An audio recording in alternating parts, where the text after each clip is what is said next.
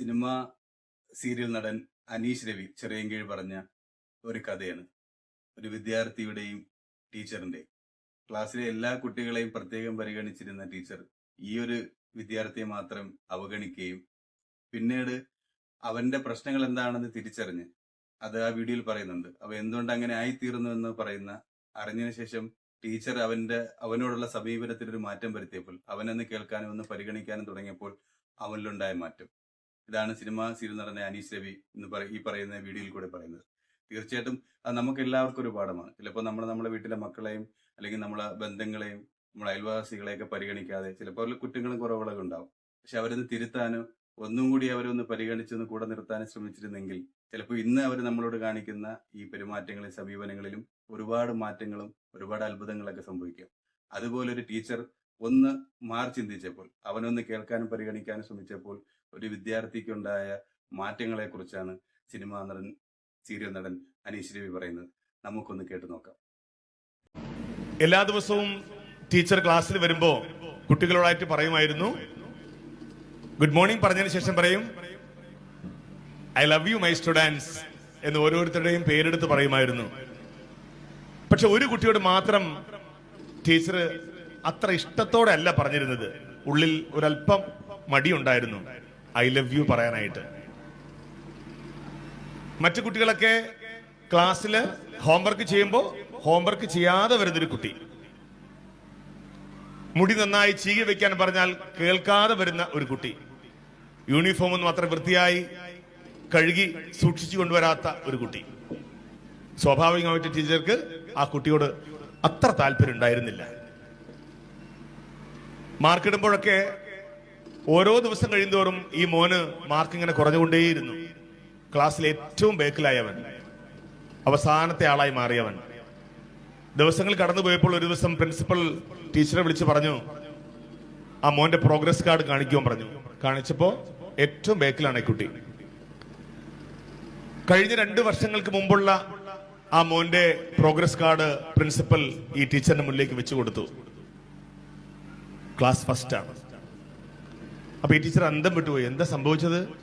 ഇത്രയും മിടുക്കനായിരുന്നു ഇവൻ, പിന്നെന്താ സംഭവിച്ചത്? കഴിഞ്ഞ വർഷമാണ് അവന്റെ അമ്മ മരിച്ചുപോയത്. പിന്നെ അവന്റെ കാര്യങ്ങൾ നോക്കാൻ ആരുമില്ല. അസുഖം വന്ന അമ്മ മരിച്ചു, വീട്ടിൽ വേറെ ആരുമില്ല, അവൻ തന്നെയാണ് കാര്യങ്ങളൊക്കെ നോക്കി വരുന്നതെന്ന് പറഞ്ഞു. ടീച്ചർക്ക് വലിയ സങ്കടമായിപ്പോയി. പിറ്റേ ദിവസം ക്ലാസ്സിൽ വന്നപ്പോ എല്ലാവരോടും ഐ ലവ് യു എന്ന് പറയുമ്പോ ഈ മോനെ മാത്രം ടീച്ചർ ഒന്നുകൂടി ചേർത്ത് പിടിച്ചിട്ട് പറഞ്ഞു, I love you very much my dear boy എന്ന് പറഞ്ഞു. ആ മോന് വലിയ സന്തോഷമായി. ദിവസങ്ങൾ കടന്നു പോയിക്കൊണ്ടേയിരുന്നു. അവന്റെ പെരുമാറ്റത്തിലൊക്കെ നല്ല മാറ്റം, നന്നായി പഠിക്കാൻ തുടങ്ങി.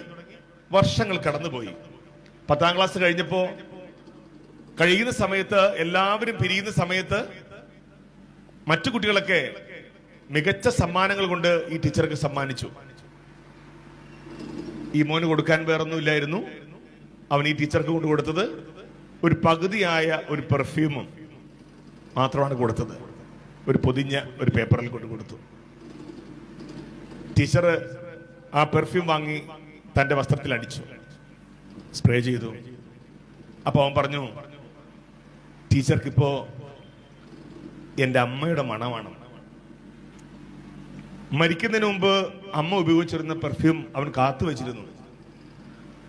ടീച്ചർക്ക് കൊടുത്തു. വർഷങ്ങൾ കടന്നുപോയി. വിദ്യാഭ്യാസത്തിന്റെ ഉന്നതികൾ തേടി അവൻ പൊയ്ക്കൊണ്ടേയിരുന്നു. എപ്പോഴൊക്കെയോ ടീച്ചർക്ക് ഒരു കത്തയക്കുമായിരുന്നു അവൻ. അപ്പോഴൊക്കെ പറയും, ഞാൻ ഒരുപാട് സ്ഥലങ്ങളിൽ പഠിച്ചിട്ടുണ്ട്, ഒരുപാട് അധ്യാപകരെ കാണുന്നുണ്ട്, പക്ഷേ ടീച്ചറോളം നല്ലൊരു ടീച്ചറെ ഞാൻ കണ്ടിട്ടേയില്ല. വർഷങ്ങൾ വീണ്ടും കടന്നുപോയി. ഒരിക്കൽ ടീച്ചർ റിട്ടയർഡായി.